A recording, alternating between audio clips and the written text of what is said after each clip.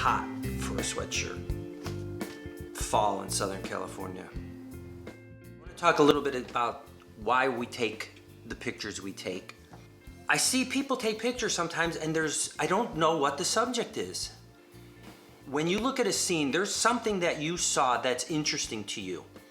And that's the reason why you took the picture. Now, our job as artists is to get other people to see the same thing that we saw, whether it's in post-processing or whether it's when we have taken that picture, how we compose it, how the lines are leading to whatever we want the people who look at that picture to see. So I was thinking about that today and I thought, I think sometimes people go out and they just want to imitate what they've seen somebody else do, and they forget that there has to be a subject to the story. A story is no good unless it has a subject. What is our subject when we take the picture? I think that's something we should just keep in mind. Whether you are going to handle it at that moment by leading lines or composition or shadows, or if you have in your mind later when I take it into post-processing that I'm going to vignette it in a certain way or crop it in a certain way. And let me just say this, I have absolutely no problem with cropping.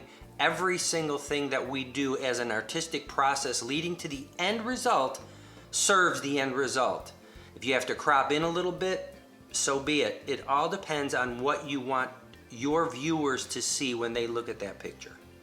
You might see something and it looks great when you took the picture, but later when you look at it, you realize if you crop it in a little bit, it's going to be so much better and will draw the person's eye and focus them to what you want them to see.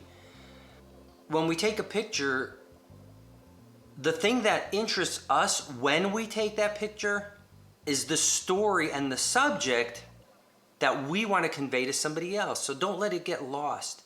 And if we're just clicking away because we think, oh, you know, I'm going to shoot a street scene because that's what Joel Meyerowitz did, or I'm going to shoot a portrait because that's what this other photographer did, but it's not important to us, I think something's going to get lost when you try to get somebody else to see it.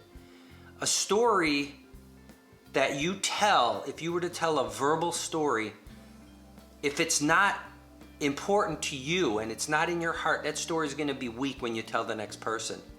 But if it's something that's very deep on the inside of you and something that's a reality to you, when you convey that story to somebody else, they will begin to see what you're saying. It's the same thing with illustration. It's the same thing with photography. What are we trying to say in that picture? And keep that in mind, that we have to